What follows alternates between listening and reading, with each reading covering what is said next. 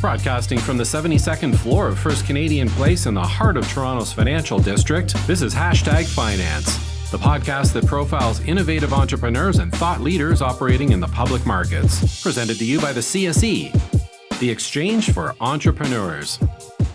Hi, I'm Grace with the CSE, and welcome to another episode of #Finance, where we film live on the top of the BMO First Canadian Place in Toronto, Ontario, Canada. Today, I am joined by Ingrid Hibbard, President and CEO of Pelangio Exploration, Inc. Ingrid is an experienced international mining CEO with over 22 years of experience in 6 publicly traded Canadian mineral exploration companies. Wow, that was a mouthful. Hello, Ingrid. Hi, how are you? I'm great. And yourself? I'm good. Little bit of a frog in my throat, so I apologize, but I'm recovering. A little cold going around this time of year. Yep. Yeah, that's for sure. So, Ingrid, maybe we can just kind of get started with you kind of telling our viewers about what Pelangio Exploration is. So Pelangio's gold exploration company, which we think is one of the most fun things to do in the world and offers the opportunity for great wealth creation. So we've got 5 projects, and for us it's location, location, location. 5 key projects. We have many more, but 5 key projects. And all 5 of them are in very close proximity to big producers, big gold producers. So location, location, location. And so you keep saying location, location, location. Where are these locations? So 2 of them are in Ghana, West Africa. And that's kind of interesting because in the last little while, there's been some very significant investments by the majors in Ghana. So AngloGold Ashanti just put a $600 million redevelopment plan for their Obuasi mine. And that has brought their mine to what they call a 36 million ounce ore body. Now, to put that into real perspective, that mine had already been mined for 100 years and produced 30 million ounces. And now with the redevelopment plan, there's another 36 million ounces. So that's a huge mine. And we have a 284 square kilometer land package beside it, directly on strike with their workings. And we've done some exploration work over the years. It was very early stage, so we had to do a lot of target development. But we have now got Obuasi-style mineralization and a few high-grade results. So we're pretty excited about that one and the location. The other one in Ghana is our Manfo project, and it's 14 kilometers from Newmont's Ahafo. And Newmont has just done a 50% mill expansion at their Ahafo mine. So there's been significant majors putting money into Ghana recently. So we're very excited about the potential for Ghana. Oh, that's great. And one of the mines' names was Obuasi. Obuasi. Is there some sort of historical significance to that name? Or? Well, it's a community name, Okay. but it was originally brought into production by the Europeans. I mean, there was artisanal workings, locals working it probably for centuries, but it started in 1897. So this is, a long life, and it's got at least another 20 more years to go, and I don't think it'll be done yet.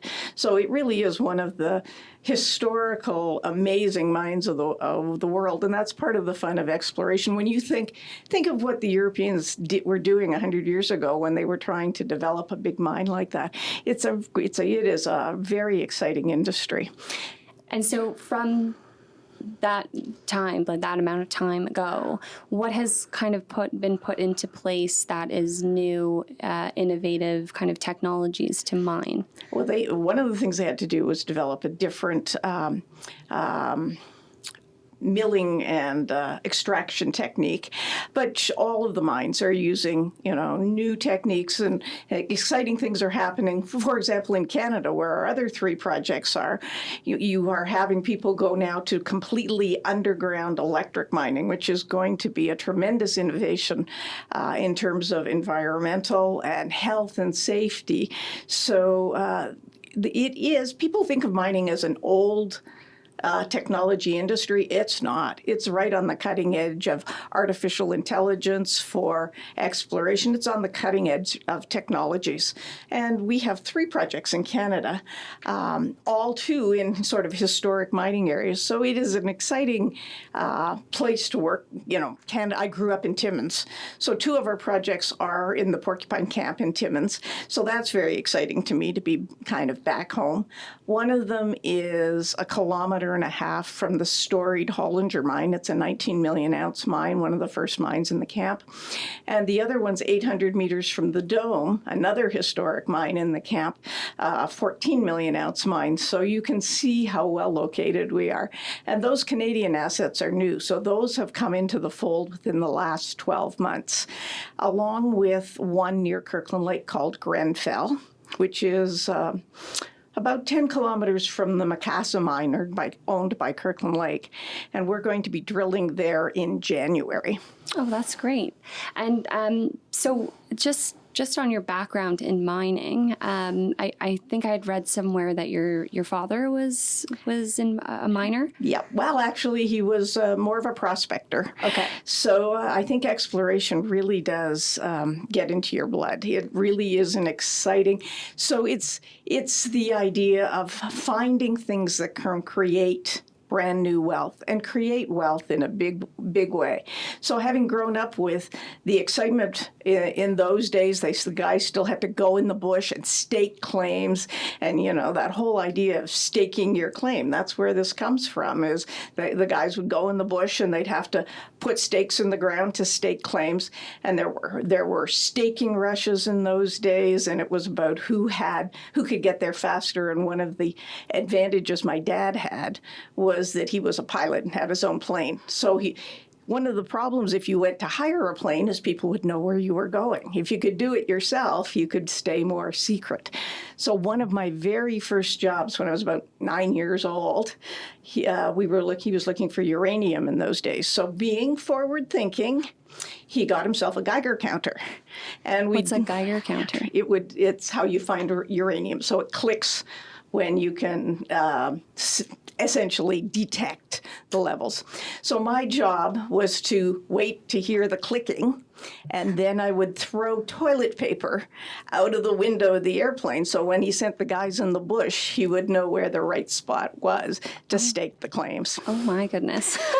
That's quite the story. And so if you were to kind of closely relate mining so that millennials could kind of understand mining in a better sense, what could you say where millennials could find mining in their everyday? Well, if you if you don't grow it, it's probably been mined. So if you want your cell phone, if you want your car, if you want your subway, if you want your bus, all of that takes mining. So it's really behooves all of us in the industry to get it as energy efficient as possible and as clean. So, one of the big up and coming issues is ESG, so environmental social governance, and that's the majors will be on it first because they're the guys who are actually having the mines, like I was talking about, developing totally electric underground or electric haul trucks. Those are going to be tremendous energy savers, and without cobalt. You're not going to have electric anything. Cobalt's necessary for the batteries. So it really is absolutely critical for the future of an energy efficient world. Mining is an essential part of that, and it is on the cutting edge of all technologies. Yeah, and what does electric mining look like? Well, it doesn't look all that different, except the haul trucks will still be haul trucks, but they will be electric instead of diesel.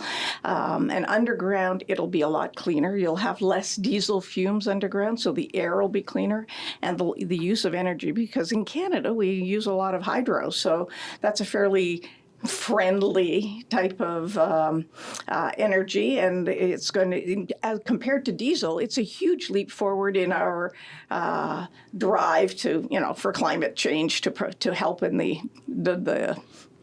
what am I trying to say? To make things more energy efficient and climate friendly.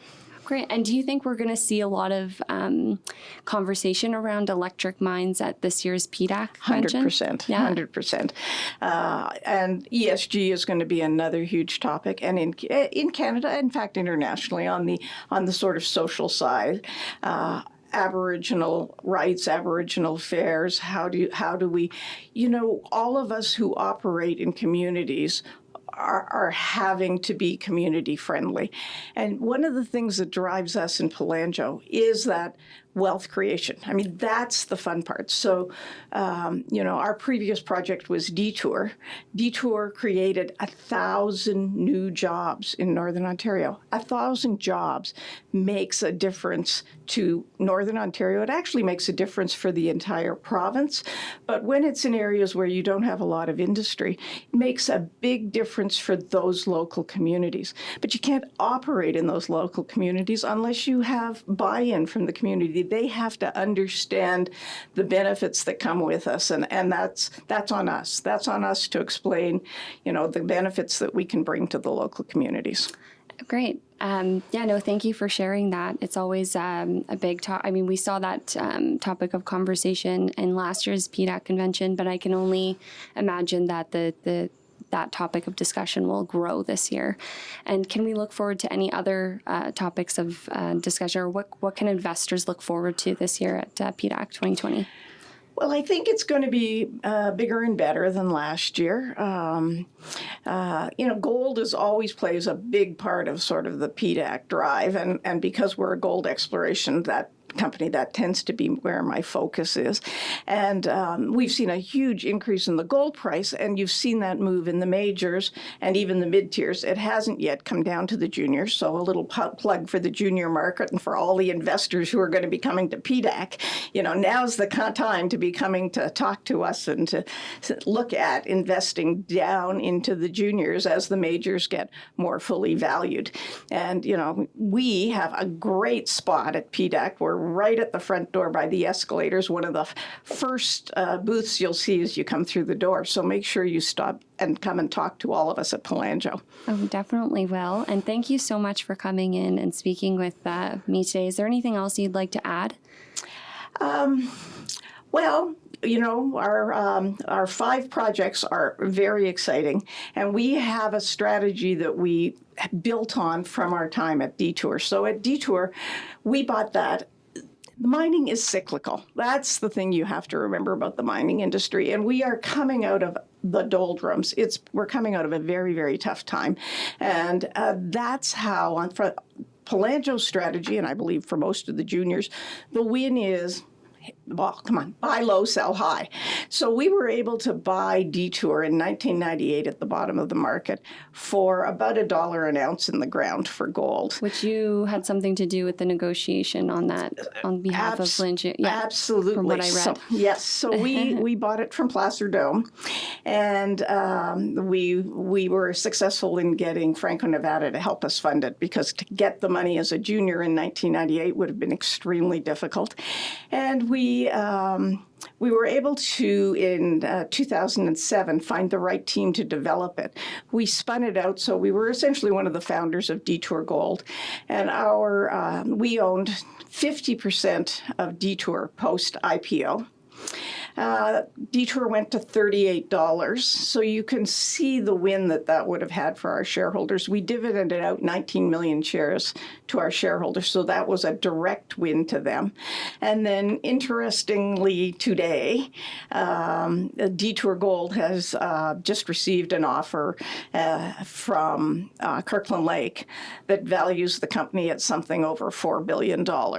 So it's been a wonderful ride for our shareholders. For depending on when you bought, it was probably somewhere between 30 times and 100 times your return on your money. So it was a big win. And that's the thing that drives us in the junior sector. It's the opportunity for wealth creation for the communities, for your contractors, for your employees and for your investors. So, contrary to sometimes the idea that investing might be kind of dirty or isn't something, I think for millennials, if you want to look at helping, take Ghana, for example, helping developing countries or emerging markets come along, nothing does as good a job as creating employment and creating business opportunities. And that's something that the junior sector is very good at. Well, thank you so much for sharing that with us today. And where can we find Pelangio Exploration online? So our website's www.pelangio.com, not surprisingly. We're also on LinkedIn and Twitter. Great. Well, thank you again, Ingrid, for joining me today. Thank you for having me.